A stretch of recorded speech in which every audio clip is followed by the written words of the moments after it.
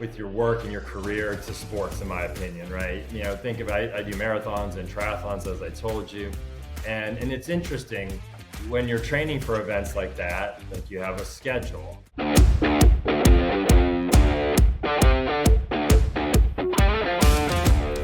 Welcome to the 1% Edge podcast, where we dive into the journeys of extraordinary guests committed to getting 1% better every day.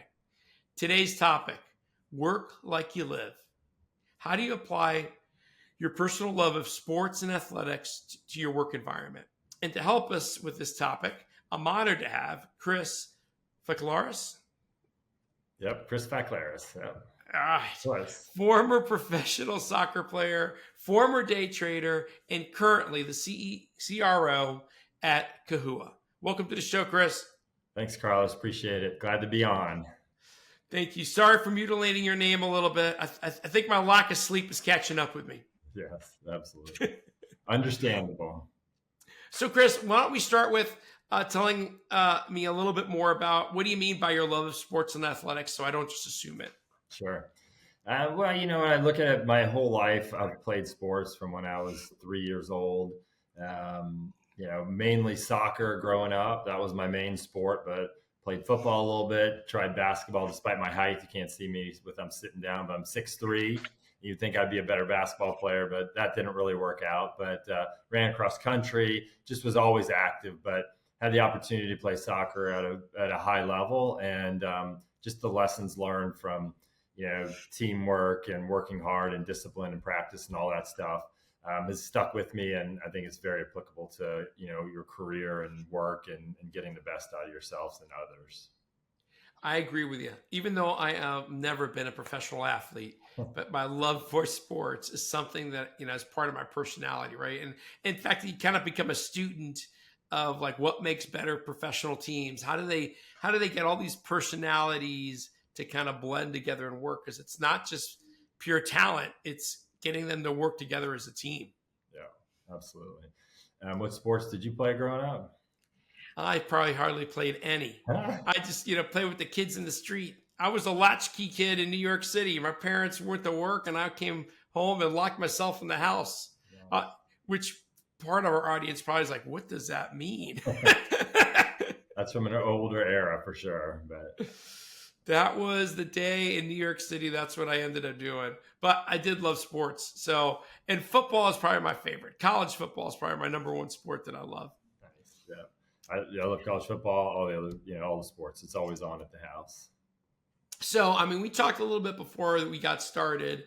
You've also done this 50 by 50 adventure. So it's not like, you love sports. You are an athletic guy. Can you explain what this 50 by 50 adventure is? Yeah, absolutely. So, as you get older, you start setting different goals. And when I turned 50 a year ago, I had the idea of, I thought about a lot of different things. One, I was like, I'm going to cycle across the United States, which would probably take about 5 weeks. And my wife was like, I don't think that's a good idea. Not that safe, what have you. So I was like, all right. My next idea was to create 50 different athletic challenges, adventures, and then other activities that I could do with my daughters or my friends and my wife. And so some of those, so each challenge was one of the 50. So, and they're pretty major challenges. One, I did an Ironman triathlon, which was one of the 50. I'm out in Phoenix, Arizona. I ran a marathon.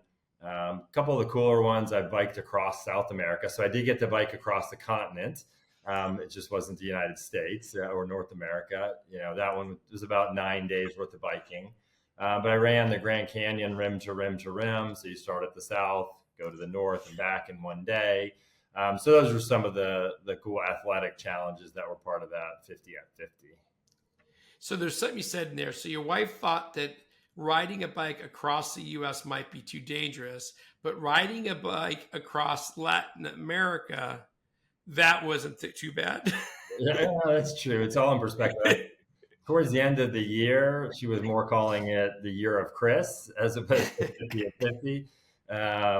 And probably would have rather me do the one event, over 5 weeks as opposed to 50 different ones all over the country and all over the world. But yeah, we were in a group of 40 people. I was very supported with different stages. So it was, it worked out. I survived, let's just say.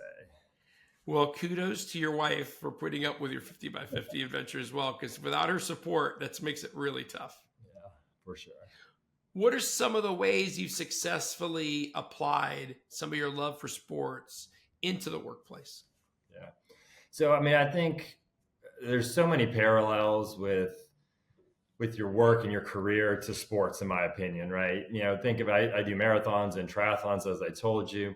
And it's interesting when you're training for events like that, like you have a schedule and you have workouts that you planned, and the workouts aren't just like, just go outside and run for however long. It's, I'm going to run 10 miles today, or I'm going to run 5 1 mile repeats fast, to build up.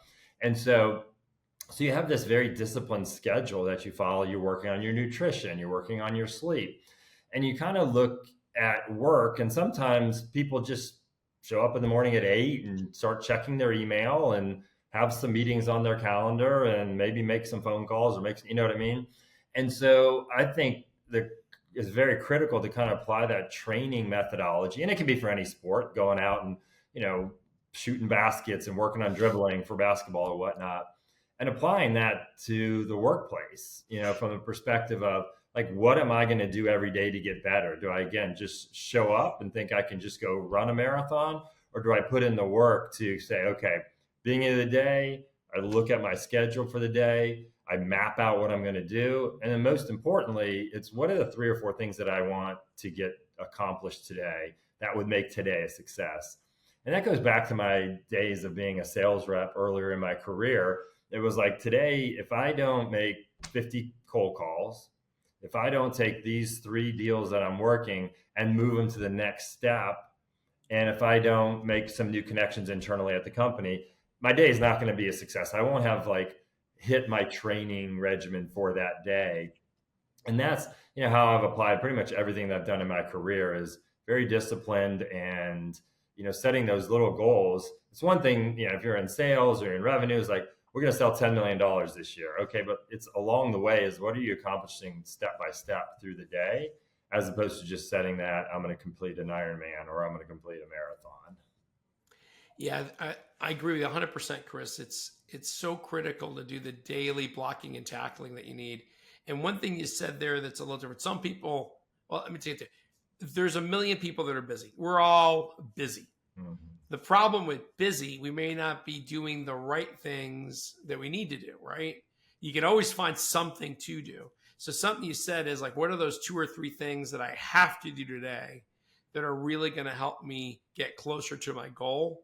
And I try to talk to people like, when you start your day, it's like, did you identify those 2 or 3 things, and did you actually schedule them? In other words, you're probably not, spending an hour running and going, well, I'll just schedule a conference call while I'm doing it. Yeah. Right? You kind of focused. Yeah, absolutely. And I think it's so important what you're saying, is because people, can, misread busyness with importance. And as I'm looking at kind of coaching my teams and my developing leaders in the organization, it's like, what is most important to be getting accomplished? Because the busier you get, the bigger the company you get. Kahua, where I'm at currently, started was 15th employee. Now we're over 300 employees. It's like, there's so much that's happening and so much to get done that, next thing you know, you're in meetings with 22 people, and nothing is getting done. And so keeping your eye on those, like, as I call them, the big rocks of, these are the 3 things that are moving. The rest of it is fine. It's noise. But if I don't get those 3 things done, I'm not moving towards the goals that we've set, because it is very easy to get distracted with all the other, especially in this day and age, as you know, with the internet and social and AI and all that stuff. So what advice, because I've gotten this question as well, what advice would you have for our listeners? They go, yeah, I get that, but so much is being thrown at me. So what are some of the tactics or advice that you might have for keeping those 3 things as top of mind and protecting those and making sure you get those things done? Well, it's the basic identifying those, the beginning of the day or your beginning of the week, so that you have, and I write them down, old school, got my notebook here, and I've got my things that I've got to get done. So they're always present and top of mind. I think the other thing is empowering your people, and really yourself, if you don't manage people, to say, it's okay for you to not go along with all these meetings if you don't think they're a good use of your time or furthering your goals. You're in sales, your job is to sell. You're in marketing, you need to get out marketing campaigns, etc. And sometimes people are like, well, I'm getting invited to all these meetings. You've got to be empowered to say, hey, I know that's important. Is it something we can do later? I've got these other priorities I need to take advantage of. Because again, if they don't feel like they can control what they want to get accomplished, how can we trust them to do their jobs? And my management style is very much like we hire good people. We expect them to do a good job. We'll give them support, but we're not going to tell them what to do. We're not going to micromanage them. We set out the vision of what we're trying to accomplish and provide that support along the way. But, you hire good people, and you want them to be able to kind of do what they do to be successful. Yeah. One of the things, for example, for prospecting, I got to talk about it. It's like a muscle. If you don't use it, it atrophies. And if you're going to use it, you got to carve out time to do it.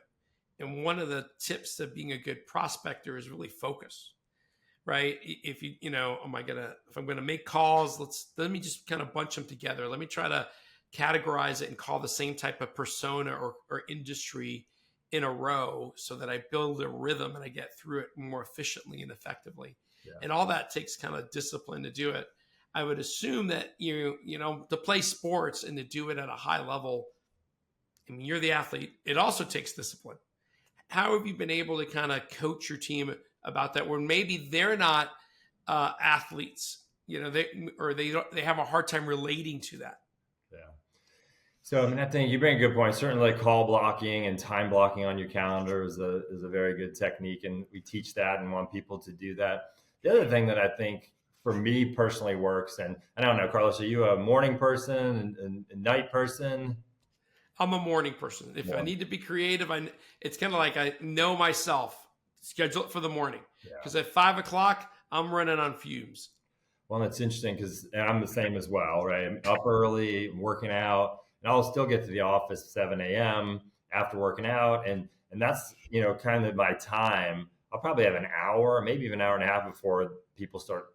And I do work out of the office mostly. I know there's a remote workforce now, and I'm an office guy. I prefer to work in the office. But whether you're at home, whether you're in the office, it's that morning for me, 7 to 8, where there's no one around, no distractions. You're catching up. You're planning your day.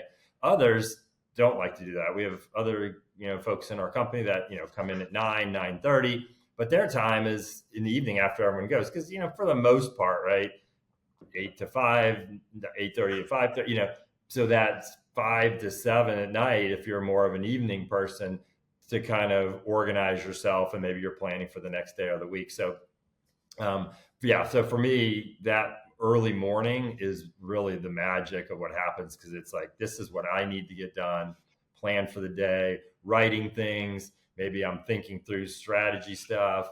As far as your question for other motivation for people, I just think it's, you can't, it's not one size fits all for everyone as you're working with colleagues or prospects that you're talking with. So you really got to kind of understand how they work and provide suggestions and guidance based on that. Like you said, using baseball analogies for people that don't play sports at all is kind of silly, but understanding kind of how they work, how they operate, what motivates them, what are they disciplined or not, and if they're not as disciplined, suggesting things like time blocking, like you suggested, goal setting, other like that. Other people, just kind of point them in the right direction and get out of the way. It's sorry, I'm thinking back. So there was a part of my career where I had an international team, and I was interviewing these 7 individuals in Prague to come over to my services team. They were part of another part of my organization. So I wanted to interview each one of them, make sure they were a fit. And as they would come in, I don't know why, but I got, Chris, I thought I was thinking about sports, and I would ask them, what's your favorite sport? And they might say soccer. Great. I'm looking for the Ronaldo of soccer. I mean, I want that mentality coming in. Next guy comes in, what's your favorite sport? And they give me another one. And I try to quickly think of an athlete. One of the guys comes in, and I go, what's your favorite sports? He goes, I don't like sports. You don't listen to any sports at all? He goes, no. Well, do you like music? He goes, yes. Oh, what's your favorite band? And I go, who, do they have a great, musician there? Oh my God, the guitarist is amazing. I go, that is the guy I'm looking for. And but I mean, it caught me off guard at first. Just I don't like sports, and it's like it's life, right? The bigger the team you get, the more exposure you get. Just because you and I are sports oriented, you got to go find a way to meet people where they're at. And I do think that the best athletes and the best musicians, anyone who's the best at what they do, the best scientists, they put extra effort in. Like you said, they come in early in the morning and they put that extra time to really make a difference. Yeah. And sometimes I'm always looking for ways to coach that in people to because not for whatever reason they haven't been encouraged, they don't know, or sometimes they've tried it didn't work, and they just need that extra push to get there. Are there any ideas on how to coach people better to kind of get more out of them? Well, it's interesting you say that, and I'm not sure it's on exactly coaching them to get them better, but one of the things you mentioned earlier about how do you integrate sports or activities and athletics into kind of the work environment. The other thing that we do around here, I think very well, formally and informally, and running the revenue organization. There's we have a big sales organization, not a big. We have a sales organization, marketing, and customer success, and so a lot of motivated people. And we do hire a lot of former college athletes. So we have a number of college baseball players that played at Georgia Tech here in Atlanta. We have a rugby player and tennis players and golf. There's a lot of golf. And so you've kind of got that competitive mentality that is kind of ingrained in them to begin with. So from the company perspective, human resources will do, okay, we're having a 6-week challenge that the more you work out, the more you exercise, the more you do these things, you get points and whatnot. So it drives competitiveness, and we probably take it way too high of a level. But then informally, we've done things like, you're talking around, eating lunch over in the cafeteria, and, I'm better at this than you. And next thing you know, we're challenging each other to a tennis match or whatever. And then, we created an all sports competition. It's like 5 of us against 5 of the younger guys in the office, and we're playing 10 sports. And so just the camaraderie from that, and the, talking about stuff and trash talking during the day and the weeks of, or when are we playing golf? Because we're going to beat you guys, and keeping score and all that has been very good. And that starts translating into, how we do different things. You brought up prospecting recently, and we have something called Prospecting Day that we kind of sponsor. And at one point I'm always like, for sales, like every day is Prospecting Day, but we kind of have every 4 to 6 weeks of Prospecting Day where we bring everyone from the revenue organization together. We have goals, even sometimes bring everyone in the whole company, right? Developers, just call your neighbor or someone that from your church or whatever, and so kind of get everyone involved, make a big deal about it, have prizes and whatnot. And so we kind of got we had a prospecting day that didn't go that well a few months ago. It was like, all right, this is the 6th in a row, and it's just the performance wasn't great. So I was like, all right, the rewards, maybe the carrot isn't working as well, because we give Apple Watches and gift cards and things like that for performance, and it seemed to me make a difference. And I said, okay, well, let's use a little bit of this stick. And so I said, we'll still do some of the rewards, but let's put teams together by different areas. And then they were able to recruit people from around the company to help supplement what they were doing. And we said, not only the prizes is that our mid-year revenue meeting is coming up next week. And so I said, in addition to that, the bottom 2 teams will have to have a lip sync battle at our mid-year event, because we'll all be together. And the winning team will get to be able to pick the songs. And so it was amazing, Carlos, the competitiveness. I was talking to people, and they're like, forget the prizes. They're like, we do not want to be down there and have to, so we'll arrive on Monday. The teams will announce the results. Those teams are going to have a few days to come together, and on the final day, they have to do it. And so throughout the lead up to it, was like, I want to be the one picking the song for them. I'm definitely not going to be up there. I don't want to be on stage and something like that. So just kind of tying that competitiveness, not really athletics, into the performance. And let me tell you, it was the best prospecting day we've had ever. It was double the results from our previous best one. So it was kind of interesting to see how that really manifests itself to success within the organization. I love that. The one of the nice, he called it a stick, but in a way, it wasn't like, hey, if you don't do this, you're going to get fired or get on plan. It was more of, hey, you don't do this. Hey, this is what we're going to do at this next meeting, right? Like we used to do this fun thing. If your phone rings or whatever during a meeting, you had to go sing a song, and you had to go sing it in front of everyone. And it just turned out into this funny thing that just kept rolling over and over again. Yeah, love it. It's just a fun way to hold each other accountable. So that, that's another thing that I think sometimes is a word that's used a lot today, but sometimes it's lacking, which is accountability.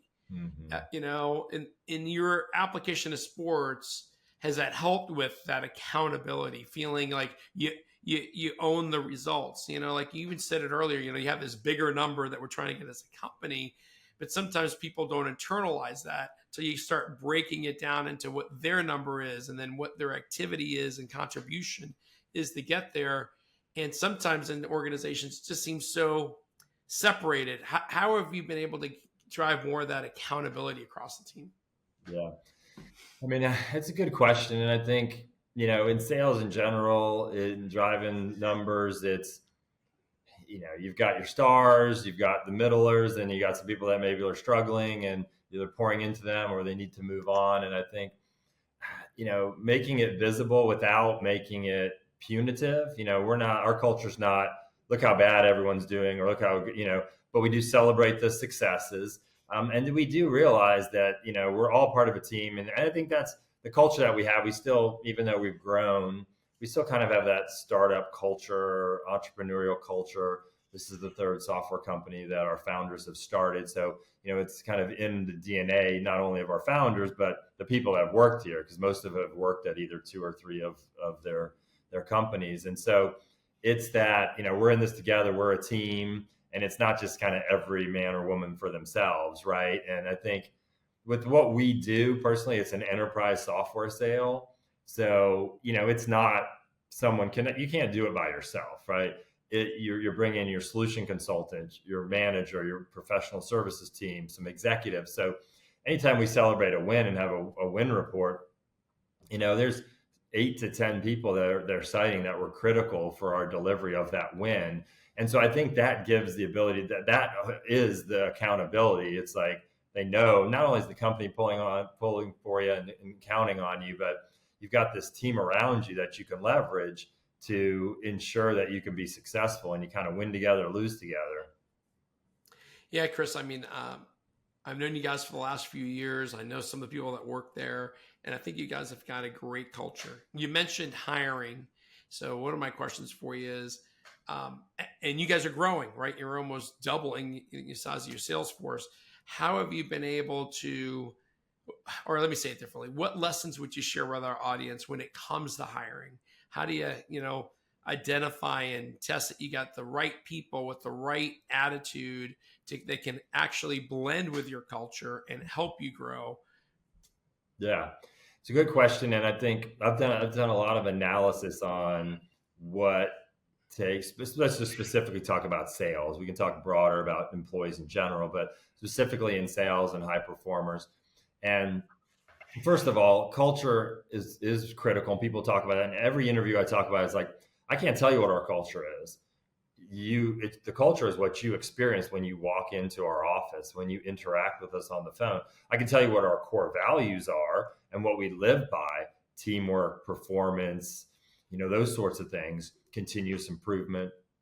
And so, and those things are very visible. A lot of times you're like, oh, core values, fine. You see them on a wall, and but we incorporate those and embed them in everything that we do. For instance, every Friday we have an all-company meeting, and at the beginning it's a core value shout-out where people have submitted other employees that have demonstrated certain core values, right?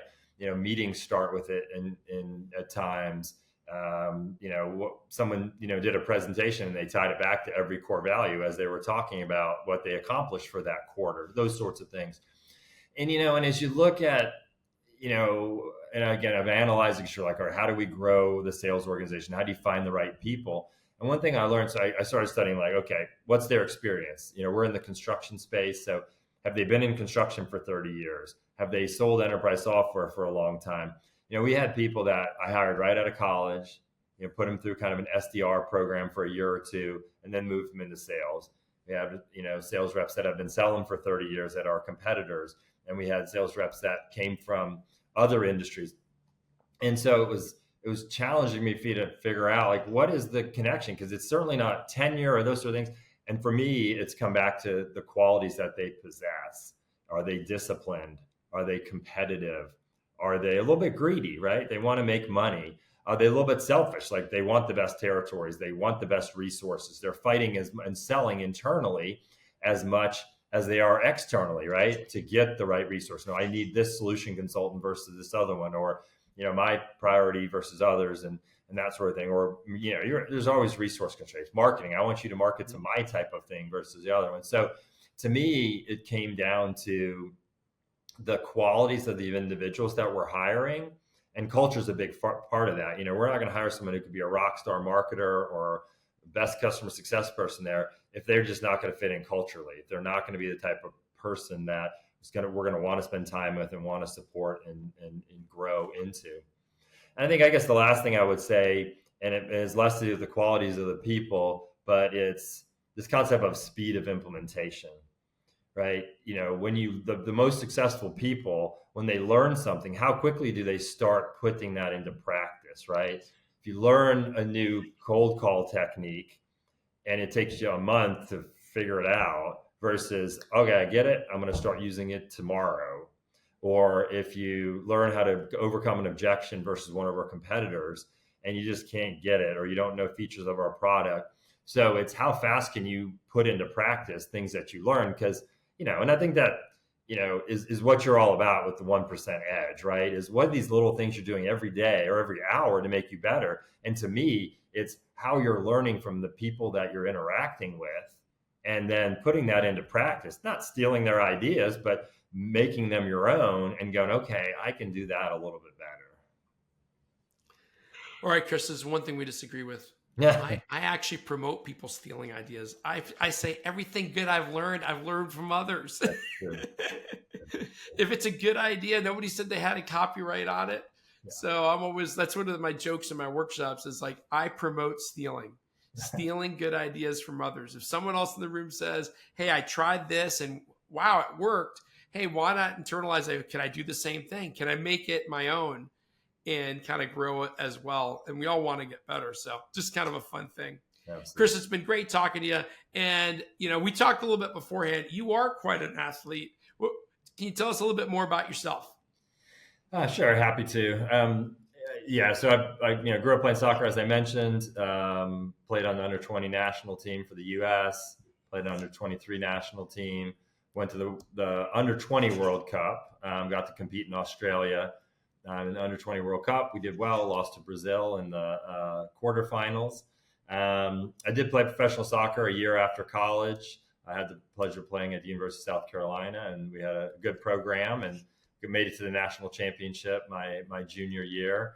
And then when I started, working and not being at a desk all day and out in the field or whatnot, just started getting into endurance sports. And so I've done, 3 Ironmans.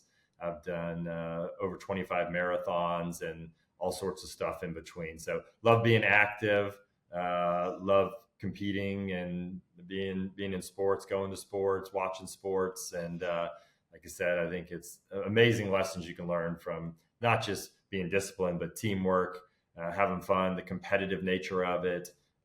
So yeah, been part of my life for sure. It's, you've done a lot in there, you think through, I'm just amazed, you've done some things that some people would dream about, and you've done multiple things like that. So, quite an amazing background.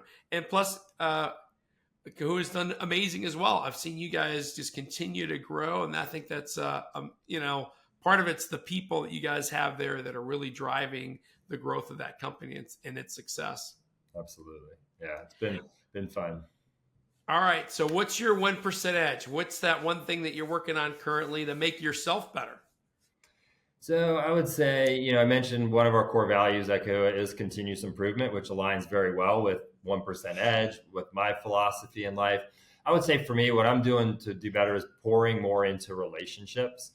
I feel like, as early on in my career, it was just get stuff done. I was a salesperson. I don't need any help. Let me just do my thing, make my numbers, move on, kind of get out of my way. I don't need all the extra stuff. And as I've moved and grown more into leadership, I've realized it's the relationships that matter. Spending time with our customers, spending time with our employees, with our partners, to really get to know them, and just sitting there talking to them and understanding where they're doing and where they want to go is just as important as driving to the next forecast reports and what is the numbers. And for me, kind of as the way I grow up and did that, it's been something that I've got to work at. And so every day I'm like, how am I pouring into my leaders in my organization, my employees? And as we've grown, there's hundreds of people, and being able to take them to lunch, grabbing a coffee with them, and just doing that, I think is critical.